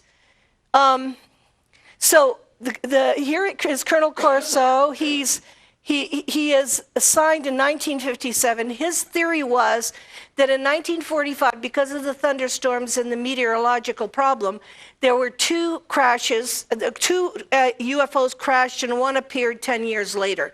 And that's the one he saw. That was what he was trying to tell me, that's the one he saw. Because this happened in 1957. So I looked up his records, and he was at that missile base in 1957. We printed his original notes, an extraterrestrial biological entity. And by the way, it was Colonel Corso that coined that term, because it's biological. It's a clone. He gave me the actual analysis of the clone. Here's a story he wrote, he wrote about the world and about our conflicts and about the ecological problem. I think that the colonel got some information from this being about our future. This is Colonel Corso saying, creators look like us. I have not made a penny from my book, and I will not put any more information in the hands of greedy people. I will only talk to the people like you. My skeptics and debunkers, my answer is, I will not let them pass their stupidity on me. On the Thursday before he died, it was the Thursday, before he died, he talked to me. He was so angry at the UFO community, he called them vultures. He said, I'm sorry I ever wrote the book. He said, they don't have the clearances, they didn't have my experience. He said, and I'm really upset with them. And I said to him, Colonel, I hope you don't include me in that. He's like, I've been your friend all these years. And he was very, very upset about the reaction to him and his disclosure, which made me understand why the secret was secret. You know, here's part of his curriculum, or what you call his biography. I have it. This is Korean War, World War II, American campaign medal. I mean, he became chief of Pentagon Foreign Technology under General Trudeau. He left the military in 1963, became an aide to Strom Thurmond. I don't think Strom Thurmond, who wrote the preface originally, knew it was going to be about UFOs because he pulled out of it right away. So he was assigned to the Warren Commission because he was in the Kennedy administration. And when I was with him at Easter, he told me he was good friends with Jean Dixon and helped her with most of her books. And if you remember, Jean Dixon was a psychic who predicted the death of Kennedy. I said, you did? You knew her? He goes, yeah, I think he was passing intelligence information to her because he said he walked into Robert Kennedy's office and said, watch out for your brother. So this is a man that really had intelligence briefings, knew what was going on. I told you, he wrote a book the day after Dallas. I don't think it's going to come out. Here are the people that he was with. Trudeau's second from the right. When they leave the military, by the way, he claims the IBM, Bell Labs, Dow, Hughes have developed technology, so he named them. He went to work for Sperry Rand. He and Trudeau went to work for Sperry Rand as consultants. A lot of people did. These are articles that he gave me about himself. When he was the head of intelligence in Rome, Corso during that time dealt with Pope Paul IV 2 or 3 months at a time, and he was very angry at the Pope because the Pope was letting the Nazis the Vatican was letting them escape into Argentina. And he went to he says, you better stop doing that, because everybody plays two sides against the middle here. And he said, you know, we know that you're letting these Nazis escape. And of course they went to South America and so forth. And yeah, they could have, yeah, but that's what his job was, to go and talk to the Pope about this. And he also said that the priests were acting as spies. So he said to be careful. And he talked about this. These are articles written about Corso. He received the War Cross for bravery. He said his category of military injustice was not spooky cloak and dagger. His was counterintelligence, counter-espionage, anti-subversion, and what is now allied law and order. And he had an excellent mind. He used logic all the time. This is the Italian cross he did get, because I was at his house. I went to visit him, and there's, let's see, these are all the people that he posed with. I'm trying to see if Trudeau's there. No, these are other colonels, and this is all in Italian. The Italian television did a special on him, so we were in Italy filming, and my boss is there, Maurizio. This is him right here, the guy with the glasses. This is Zerai TV. And here he is, and there's the tie that I have that he gave me. And he was happy to have intelligent people, ask him intelligent questions and take him seriously.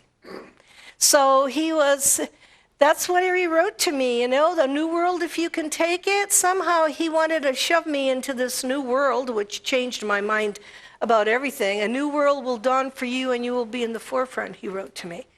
So do I have an obligation 20 years later to do something? Yeah, I kind of do. There I am with him.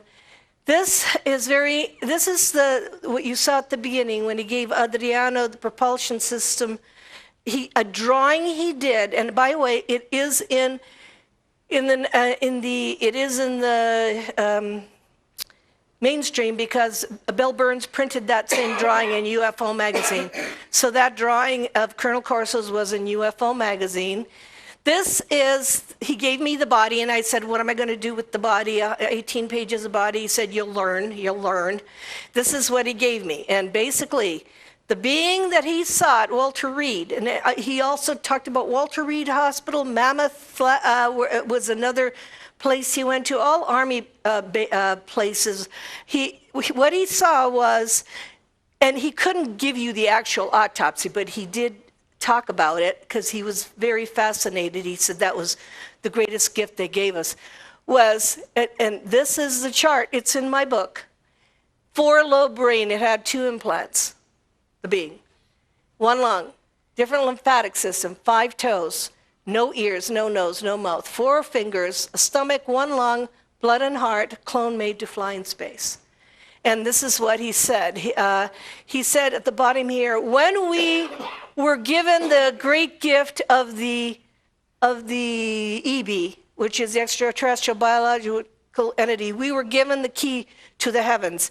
If we could duplicate it or change man, it would open up the universe. The future would be unlimited. In other words, he believed we couldn't fly in space, that we need to create clones to fly in space like they did. He said to me, he said, I don't believe that's the actual alien. He said, I think they're like us. He said, and we're really terrified about who created those guys, because they could be walking the halls of the Pentagon and we wouldn't recognize them. So they were afraid. Here I am. I've got pictures here of Adriano, who he gave the propulsion system to. This is Adriano with Michael Wolff-Couvant. I did that story. I can't talk about it yet. Some year I might. Here's Adriano with Dr. John Mack and me. Here's Adriano with Colonel Corso. Here's Adriano, me, and Monsignor Balducci. So Adriano is right there. He is the other person that Colonel Corso wanted to go ahead and tell the world the truth. It was me and Adriano. He considered us. By the way, I was 53 at the time, so I don't think I was that young. But evidently he said, you young people, go ahead and do that. This is the propulsion system that he drew. Very interesting. He has a plasma electromagnetic field. This was in UFO magazine, so it's in the general. This is a portrait I took of him at Easter.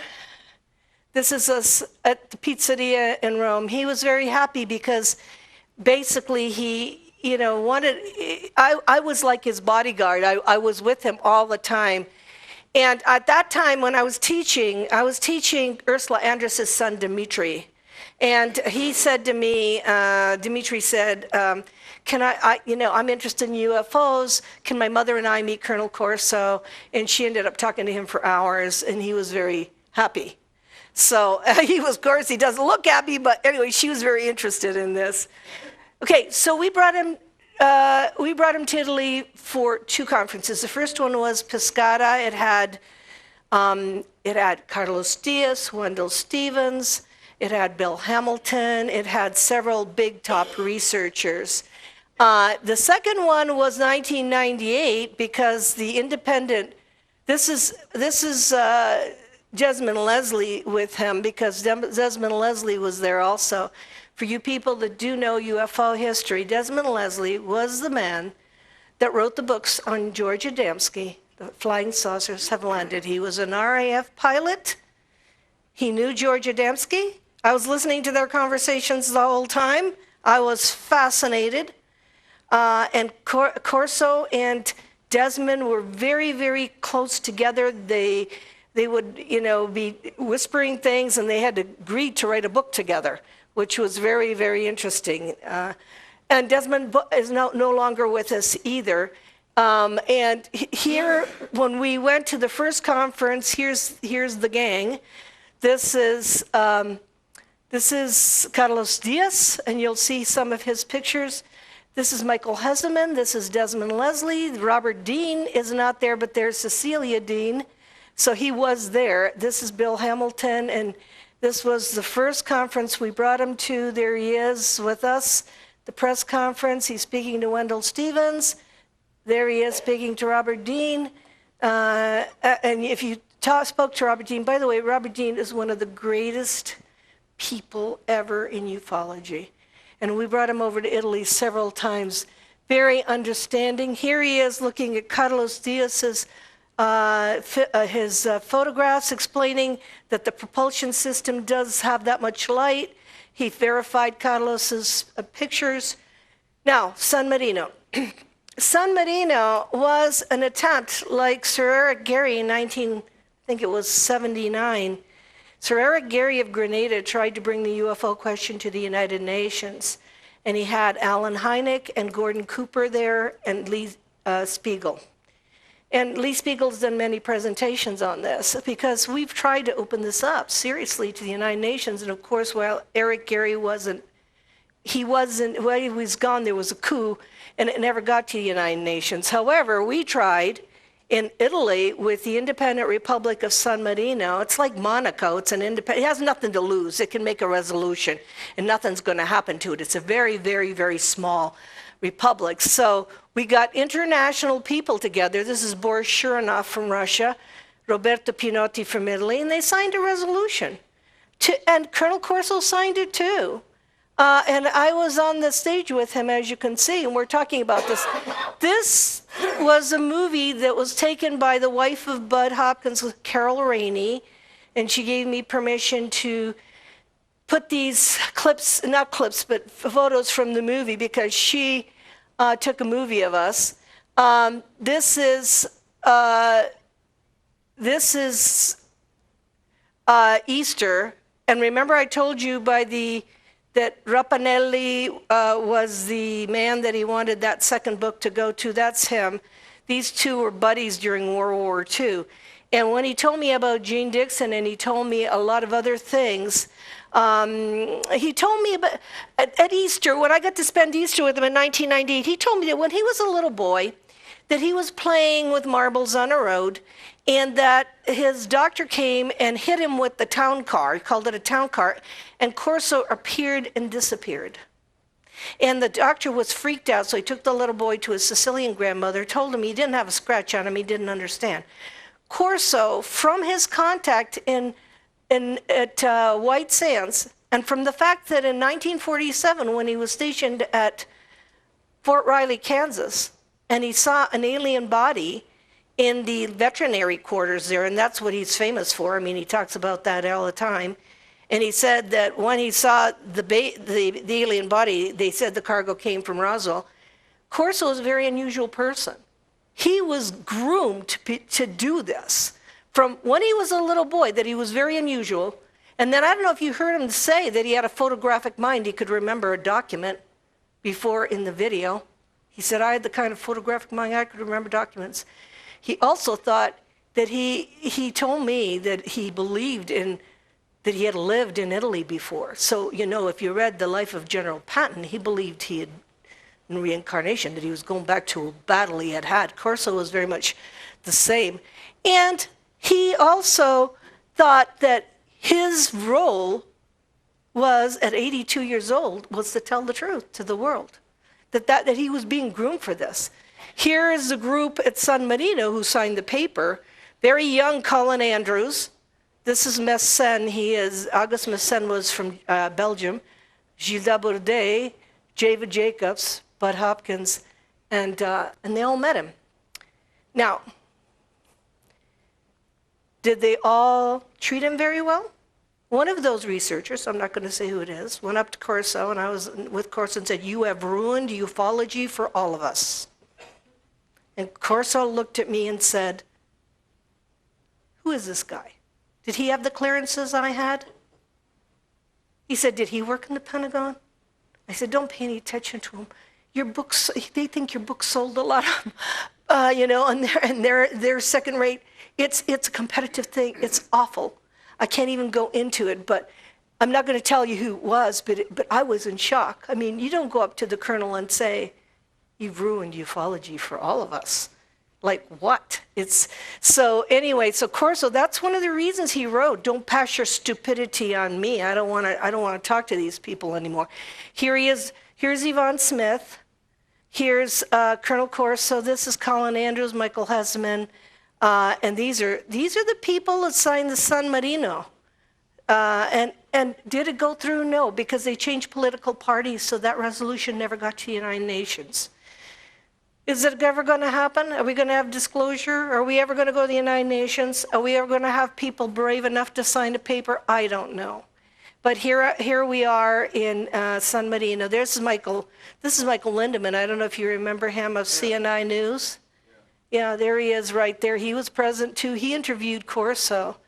And here we all are anyway.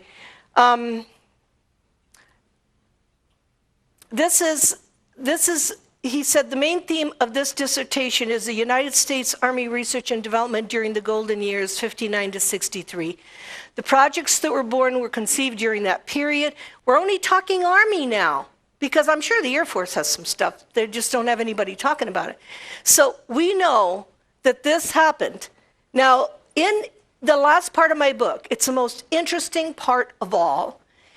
Corso is on the Tonight Show in Italy. It's called the Maurizio Costanzo Show. He's on the Tonight Show of Italy, and he has an interpreter there. That you're seeing her, she's right there. And Maurizio Costanzo goes over to him and says, was there more than one crash? And he said, yes. And Maurizio Costanzo, who is like the Johnny Carson, says, don't say anything else. This is on public television. In other words, because he was in shock because he believed Corso, and he also didn't want him to talk too much. Talking too much has a phrase that Stephen Greer uses. It's called going off the reservation. Do I believe that Corso went off the reservation? Yes. I think he went overboard on what he was allowed to say, and it caused certain problems for him. Now, he talked about this in the tape, so I had to put it, that Bert Rutan came to see him. Bert Rutan came to see him. You know, I don't know if you know, Bert Rutan and Branson are doing Virgin Galactic. They have a spaceport down in Roswell. And he said, Bert Rutan was wondering why the flying saucers they had captured didn't fly. And Corso said, because you don't have the being that flies them. In other words, he's like a machine. He's got to be in there or it's not going to fly. And so that's what he told him. And I don't know if you saw the mini-series that Spielberg did once. I'm trying to think of we were talking about Taken, where the government had captured a saucer and used psychics. They put 4 psychics there to try to get it to fly because it was fly. They knew that it was the brain waves that caused the craft to fly because it was live. The craft was a biological craft.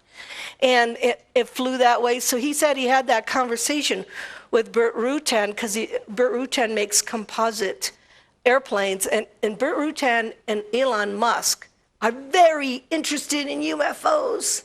Elon Musk, SpaceX. I'm even convinced, I've seen Elon Musk cry on television when they were asking him about something. It's possible they have been contacted. This is just a supposition I'm saying. Because these guys are private industry, they're not NASA, that are trying to go into outer space. Now, Virgin Galactic is selling tickets. Ashton Kutcher just bought a ticket for $250,000. Is this going to happen in well, maybe not in my lifetime, but in your grandchildren's lifetime, yes. Commercial flights start. And by the way, if they see a UFO, are you going to shut them up? How are you going to shut up Ashton Kutcher? You know, those guys that are flying out there. They're going to come down and say, we saw a couple of UFOs, it's real. You know, I think that's how it's going to happen. There's the propulsion again. The greatest gift is the extraterrestrial biological entity. They are one, and they are necessary to fly the ship. Okay, that is the new cover of Dawn of a New Age. I was very sad when the colonel passed, but I have to tell you this weirdo story. He was very unusual. He told me that he would go into a trance and could see other dimensions and so forth, and I saw that happen at Easter. And he had one heart attack, and I knew he was ill, and he talked to me from the hospital. He says, you know, Paula, he said, I said goodbye to my family because I had a heart attack and I thought I was going to die. He said, but I had this dream that I was aboard a craft and there was an alien doctor and he shoved a new heart in my chest. He said, and then there was these screens. He said, and I saw the future. And he said, I don't think I'm going to tell humanity what I saw. They don't deserve it. And he said, and I don't think it was a good future. But anyway, he said that the nurses at the hospital called up the family and said, come and take him. He's perfectly well. He's walking up and down the halls. And we don't know what happened. He's well. And this story, do I believe a man that tells me he had a dream that he was aboard a craft and the alien doctor shoved it, and went into it, he said he went over to a drawer, picked up a heart and shoved it in his chest. I have to tell you that because that's what he told me. Then he goes home for 2 weeks, and then comes the second one. where he talked to me very, very angry on Thursday with the whole community. He was angry at everybody. I'm sorry I ever wrote the book and so forth. That's really sad because this man was very, very courageous. And then he's died and buried, I think it's a military cemetery, but there I am with his daughter-in-law, and we're placing a rose from Italy. So his family invited me down, and his little apartment was near the pool, and this is the pool house. And they gave me his books, they gave me the briefcase, they gave me his luggage, they gave me things because they knew that I had done a pretty good job doing the story. And they let me stay in his little apartment, so I was freaked out the whole time. I slept in that bed thinking, oh, please, I don't want to see ghosts. It's like, I'm here, this is very nice, I'm here with the family and so forth, but, I think he's wherever he is, he's very well aware of all this. And anyway, there are messages that come, whether it be the doctor that shoves your heart back in your chest or whatever. Know that that's an Italian, that there was a sighting over St. Petersburg, Florida, and I don't think these are Christian UFOs. And this photo comes out of Mexico City. This was a photo of UFOs in the sign of a cross. I don't know what the year is that this happened. The truth about UFOs and the release of the hidden technologies to replace fossil fuels, the conservation of energy to prevent global warming, the moment that people speak up, they will realize it's all connected. Whether it be Hynek, whether it be Edgar Mitchell, who's the these are the heroes. These are the real heroes. Edgar Mitchell, Dr. Hynek, Stephen Greer, Al Gore talks about the inconvenient truth, and the former defense minister who is now 93 years old. He's still with us. Let's release these technologies because they are the ones. That is the secret. The reason is if they come and say, well, guess what? We got all these hidden technologies now for the last 70 years. They will replace our current structure economically, and that we're still putting pipelines down. So that is going to be, that is why the secret is secret. This is Robert Salas. Beware, these are the messages that we're getting from outer space. Beware of our nuclear capacity to destroy each other. Here's Edgar Mitchell. I was one of the only people invited to his funeral in Miami, Florida. I cannot believe the courage of this man, sixth man to walk on the moon, to say, open up the Roswell files. I was there at the Washington Press Club when he said that. And there I am, where he told me that he didn't think the Earth was ready for disclosure because we weren't one. So the bottom line here is the message that the being gave him is, if we change, if humanity changes, it's a new world, if you can take it. And that is, there's so many messages here, but I thank you for your attention, and I hope that you realize that we owe a strong thank you to the whistleblowers, all of them. Okay, so thank you for your attention. We've got to cut it off, and thank you for everything.